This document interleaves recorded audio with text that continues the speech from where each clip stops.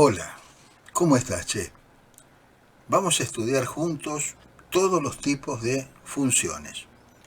Primero, recordamos qué es una función. Era un aparato que transformaba un elemento que metíamos en su boca de entrada y este aparato entregaba otra cosa que salía por su boca de salida. En la página está planteado. Veo ahora lo que es una función llamada constante, donde la constante puede ser cualquier valor. La función siempre va a tomar ese valor. Veo ahora la función lineal que pasa por el origen de coordenadas, el punto cero. Pongo la forma de calcular la pendiente de esa recta teniendo dos puntos como referencia. Veo que el valor de y depende de qué valor le doy a x. Doy un valor a x y ese valor de x condiciona qué valor va a tomar y. Entonces, esa es la función.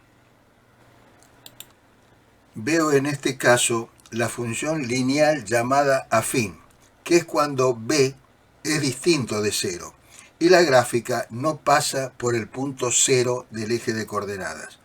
A b se la llama ordenada al origen.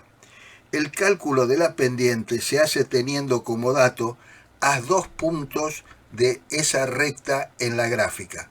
De esa manera obtengo la pendiente.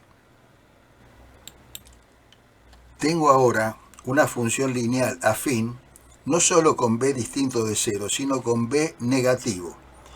Puse como ejemplo la función f de x igual a 2x menos 3, igual a y. Le di valores a x y obtuve los valores de y correspondientes.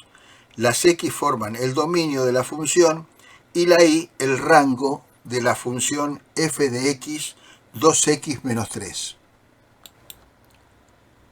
Tengo en la pizarra la misma función anterior, o sea, f de x igual a 2x menos 3 igual a y.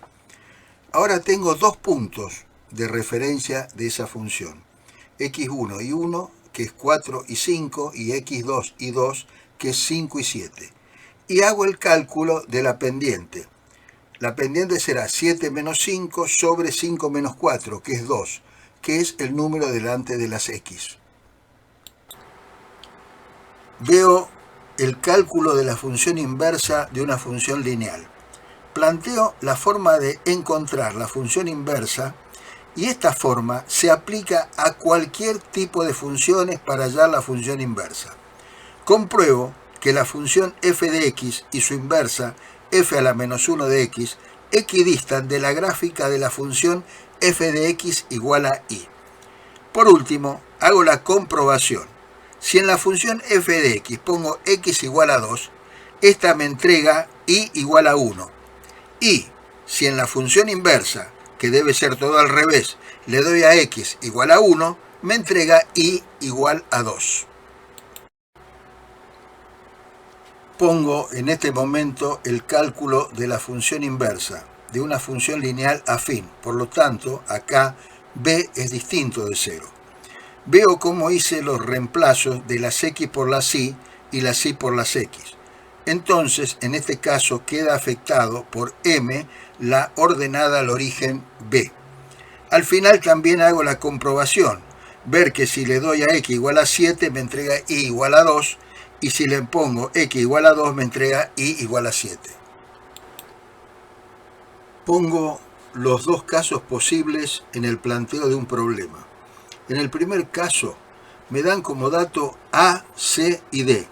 Entonces, despejando la I, me queda la pendiente como menos A sobre C y la ordenada al origen como D sobre C. En el segundo caso, me dan dos puntos como dato. Con ellos obtengo la pendiente M.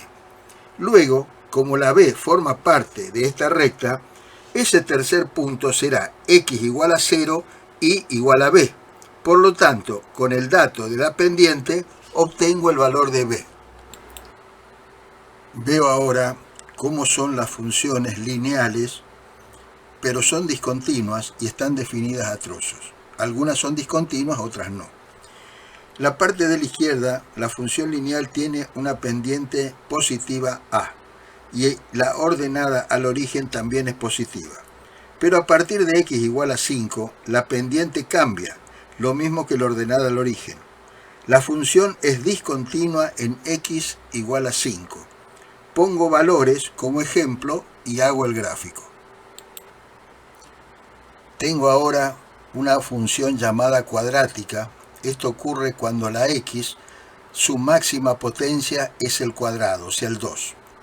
Si a es mayor que 0, la gráfica es una parábola cóncava, o sea con las puntas hacia arriba. Si a es menor que 0, la gráfica es una parábola convexa, con las puntas hacia abajo. Además, cuanto mayor sea el valor absoluto de a, la gráfica será más estrecha. El punto del vértice se calcula como x sub v de vértice igual a menos b sobre 2a, y el y sub v igual a la función calculada en el punto x sub v. C es el punto de corte en el eje Y, porque allí x igual a 0. Y el punto de corte sobre el eje X se calcula como la forma x12 igual a menos b más menos raíz cuadrada de b cuadrado menos 4ac sobre 2a. Me da los dos valores, x sub 1 y x sub 2, donde la gráfica corta al eje X. Veo ahora la función de proporcionalidad inversa. Esta función se da cuando la x está en el denominador. Si a es mayor que 0, la gráfica me da dos hipérbolas en el primero y tercer cuadrante. Pero si a es menor que 0, la gráfica me da dos hipérbolas pero en el segundo y cuarto cuadrante. Pongo cómo es el dominio y el rango de esta función. Tengo una función de proporcionalidad inversa pero con traslación sobre el eje X. Ese valor de b me corre el eje de las hipérbolas. Además, como a es mayor que 0, la gráfica corresponde al primero y tercer cuadrante. Pongo también en este caso el dominio y el rango de esta función. En este gráfico tengo la función de proporcionalidad inversa, pero con traslación sobre el eje Y. También, como a es mayor que 0, las hipérbolas que se trasladan caerían en los cuadrantes primero y tercero. También pongo el dominio y el rango de esta función. Ahora tengo la llamada función racional. Es en definitiva la división de dos polinomios. Pongo el dominio y el rango. Los puntos de corte es donde la gráfica corta al eje X y al eje Y. Los puntos críticos son aquellos donde no puedo obtener la pendiente porque tengo las asíntotas. La función polinómica es simplemente un polinomio con variable en X.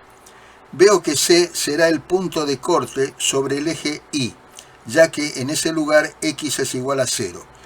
Los valores del rango dependerán del valor de n, y además serán tantos como n los puntos de corte sobre el eje X. El punto crítico x sub 0 es el punto donde la gráfica pasa de creciente a decreciente y viceversa. La segunda derivada me permite saber si ese punto de inflexión es un mínimo o un máximo. La función radical es aquella donde la x está dentro de una raíz. En este caso es una raíz cuadrada. Tomo solo en este caso los valores positivos para la y. La función exponencial es aquella en la cual x es la potencia de un número. Pongo como condición que a sea mayor que 0 y además que sea distinto de 1. Veo qué pasa si a está entre 1 y 0. ¿Y qué sucede cuando a es mayor que 1? También veo si a fuera igual al número e. Todas tienen asíntotas para i igual a 0. A la izquierda veo una traslación de la gráfica sobre el eje y. Veo ahora la llamada función logaritmo. Veo cómo es la gráfica, si la base del logaritmo a es mayor que 1, y qué pasa si esa base a está entre 0 y 1. Pongo las asíntotas, el dominio y el rango de cada una de ellas. A la derecha te pongo todas las propiedades de la función logaritmo. Tengo en este pizarrón todas las funciones trigonométricas, cómo se calculan, recordando la frase SOR-CAR-TOA. SOR porque el seno es ordenada sobre radio, CAR porque el coseno es abscisa sobre radio, y TOA porque la tangente es ordenada sobre abscisa. Olvídate de cateto opuesto sobre hipotenusa. Esto es más seguro de aplicar en cualquiera de los 4 cuadrantes. Te pongo las gráficas, los dominios y los rangos.